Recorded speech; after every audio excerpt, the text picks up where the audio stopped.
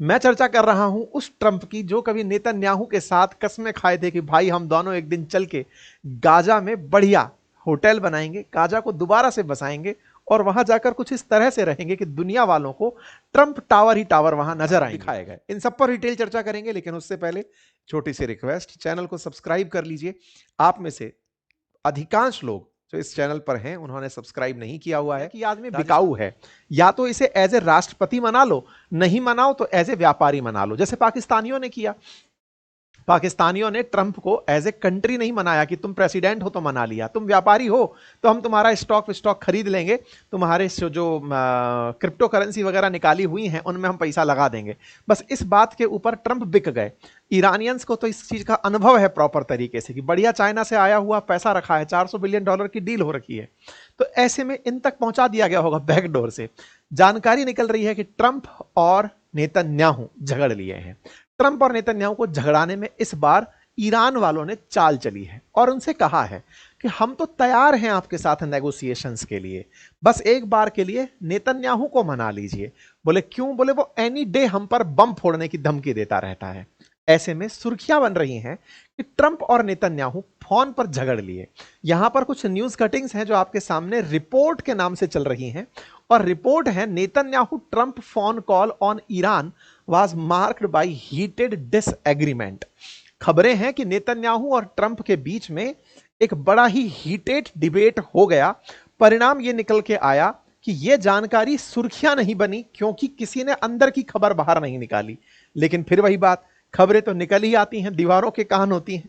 ऐसे में सुर्खी बनती है एक न्यूज चैनल से जिसने रिपोर्ट करके, नाम है उसका चैनल 12, ये एक इजरायली न्यूज चैनल है, इसने इस खबर को बाहर निकाला कि ट्रंप और नेतन्याहू झगड़ लिए थे फोन पर झगड़ लिए थे। कहानी क्या है जानने के लिए आज पूरा सेशन आप और हम सुर्खियों के साथ साथ जानेंगे किस कारण से ये झगड़े, कहां जाकर के बात अटकी, क्या ईरान ने ट्रंप को वाकई में खरीद लिया है, क्या नेतन्याहू अब झुक चुके हैं, क्या नेतन्याहू अब आगे जाकर के ईरान के खिलाफ कोई कार्रवाई नहीं करेंगे। सारी बातें आज के सेशन में डिटेल से की जानी है।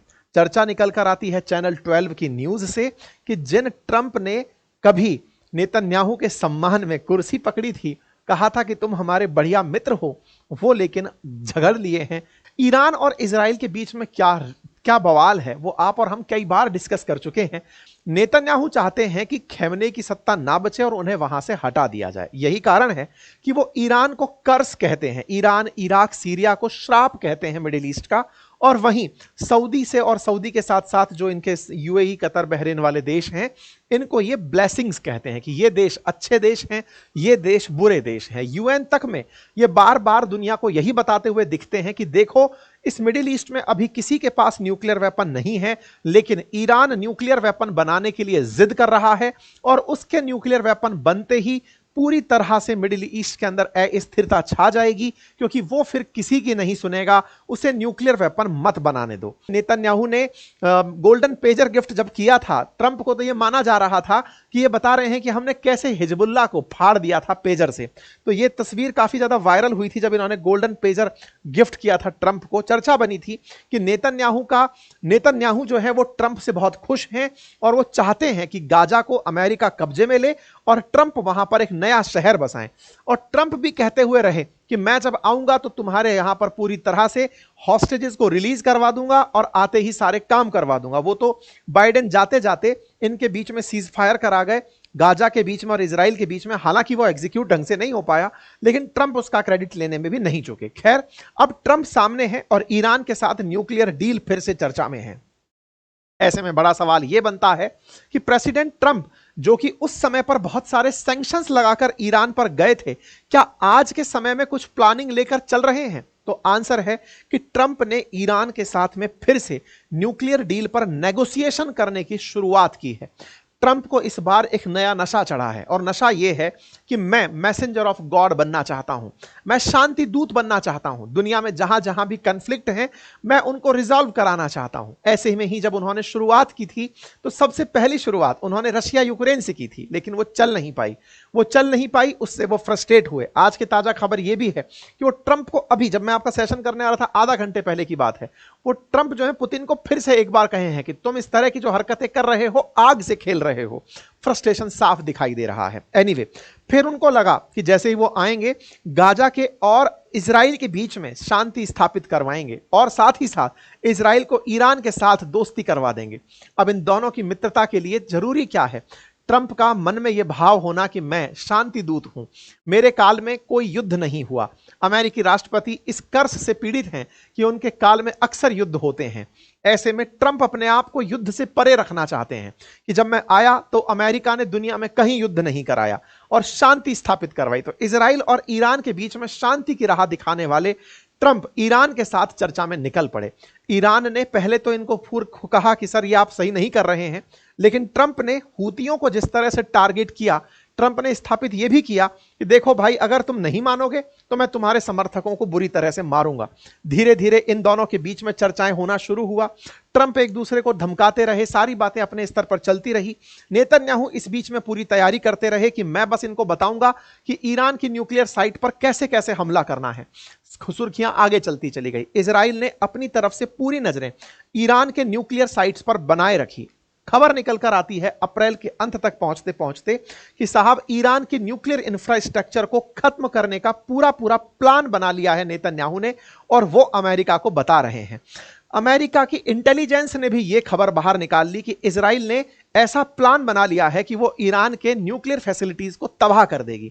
यह मई 2025 की खबर है, 21 मई 2025 की खबर है। और इसी के बाद में ट्रंप और नेतन्याहू का कॉल हुआ। यह जो खबर है कि नेतन्याहू ने समझ लिया था कि ट्रंप अब सत्ता में है तो मुझे डरने की जरूरत नहीं है और यही बेस्ट टाइमिंग है कि मैं जाकर ईरान पर हमला कर दूंगा। और ईरान पर जब मैं हमला करूंगा उस समय ट्रंप तो ऑटोमेटिक मेरे साथ होंगे, लेकिन यहां पर ट्रंप ने उन्हें झिड़क दिया और कहा कि यार मैं उनके साथ नेगोशिएशन करने लगा हूं और तुम यहां पर बम फोड़ने की तैयारी कर रहे हो। कहते हैं कि नेतन्याहू बाइडेन की भी नहीं सुना करते थे।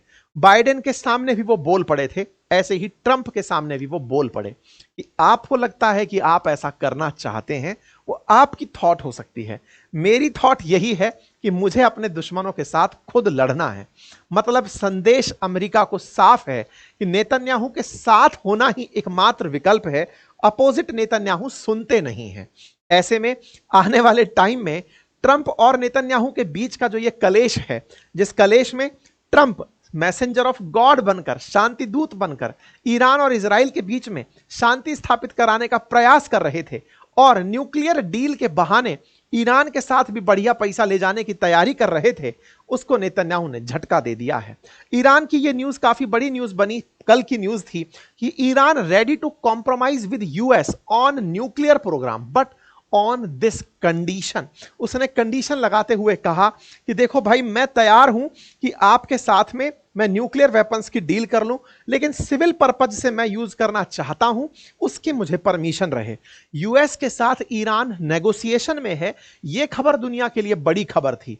मतलब बकायदा ईरान इस बात के लिए आगे आया, कहने लगा कि it is ready to compromise with Trump. और ऐसे में यह कहा गया कि बस अमेरिका अपनी रेड लाइन समझे जरूर। यह ना हो कि अमेरिका एक तरफा हमसे कहे कि तुम्हारा सब कुछ नष्ट कर दो और हम बदले में कुछ नहीं देंगे। ऐसा नहीं होगा, क्योंकि अब हम भूखे मर लेंगे। हमारे अंदर ये टैलेंट आ चुका है। तुम्हारा इतने दिन से सैंक्शन झेल रहे हैं तो हमारा तुम इससे ज्यादा कुछ नहीं बिगाड़ पाओगे। अगर तुम और भी सैंक्शन लगा दोगे तो यहां से नीचे हम नहीं जाएंगे। ऐसे में ईरान का कहना है कि वो ट्रंप के साथ कॉम्प्रोमाइज करने को तैयार है। ये बड़ी खबर है भाई CNN वर्ल्ड की। ईरान कह रहा है कि तैयार है। इसका मतलब ट्रंप के साथ बढ़िया नेगोशिएशन में ये लोग चल रहे हैं। इन्होंने मांगा क्या होगा? मांगा यही होगा कि हमें बस इजराइल से बचा लो जब तक हमारा न्यूक्लियर वेपन ना बन जाए। अगर हमारा न्यूक्लियर वेपन बन गया उसके बाद हम सबको देख लेंगे। मिडिल ईस्ट में फिर शांति का केंद्र ही ईरान होगा। वो कहेगा वहां शांति होगी, वो कहेगा वहां अशांति होगी। और दुनिया के देशों को मानना पड़ेगा, क्योंकि न्यूक्लियर वेपन वाले जो देश होते हैं उनके ऊपर आप एक हद से ज्यादा एक्शन नहीं ले सकते। ये दुनिया के देश जानते हैं। यही कारण है कि इजराइल इतना तेज हो रखा है कि बस इनके खिलाफ एक्शन ले लो। अब ट्रंप ने जिस तरह से बात फंसा दी है, सवाल वही है कि ट्रंप जब झोला भरकर अभी लेकर यहां से गए थे, थोड़े दिन पहले जब यात्रा में गल्फ टूर पर जब आए थे तो बढ़िया सऊदी से पैसे लेकर के गए, कतर से पैसे लेकर गए, यूएई से पैसे लेकर गए थे। ऐसे में ईरान ने इनको क्या ऑफर किया है यह जानने का विषय होगा, क्योंकि ये इनको प्रॉमिस करके गए थे कि तुम्हारे यहां शांति रहेगी। सऊदी में शांति तब रहेगी जब ईरान रहने देगा। तो ऐसे में सऊदी, सीरिया, इन सब के साथ ट्रंप का जो डील हुआ, यूएई के साथ डील हुआ कि तुम्हारे यहां शांति रहेगी, कतर के साथ हुआ कि तुम्हारे यहां शांति रहेगी, ऐसे में शांति तभी होगी जब ईरान रहने देगा। तो ईरान के साथ भी ट्रंप ने बातचीत कर ही ली। वैसे भी मैं कहता हूं कि ट्रंप व्यापारी ट्रंप हैं, और व्यापारी ट्रंप ने इनके साथ जिस तरह के नेगोशिएशंस किए हैं वो संभवतया खुद के हित के तो हैं ही, और जिनसे पैसे ले लिए हैं उनकी सुरक्षा के लिए भी हैं। इसमें बस अटक केवल नेतन्याहू रहे हैं। अब नेतन्याहू को समझाना है कि ईरान को समझाना है, ये ट्रंप का बिजनेसमैन दिमाग समझाएगा। क्योंकि इन दोनों के बीच अगर कुछ गड़बड़ होती है तो फायदा ईरान का है, और अगर इन दोनों के बीच मित्रता होती है तो नुकसान ईरान का है। अब देखना होगा कि क्या ट्रंप बुलाकर इजराइल के राष्ट्र प्रधानमंत्री नेतन्याहू को बिल्कुल जेलेंस्की की तरह ही दिखाएंगे कि देखो गाजा में तुम्हारी वजह से क्या हुआ, या उनको यह याद दिलाएंगे कि तुम्हारी वजह से देखो गाजा में कितनी भुखमरी फैल रही है, या फिर इसका उलट करेंगे। हालांकि दुनिया भर के बहुत से देश इस समय नेतन्याहू के क्रिटिसिज्म में उतरे हुए हैं। उन सबका यही कहना है कि तुमने गाजा में भुखमरी फैला दी है, किसी तरह का असिस्टेंस तुम जाने नहीं दे रहे हो। इस पर नेतन्याहू का गुस्सा काफी वायरल हो चुका है। नेतन्याहू सबको फिर से धमका दिए कि तुम सब लोग कहां थे जब हमारे ऊपर हमला हुआ, तब से ये अब तक अपनी बातों को लेकर चल रहे हैं।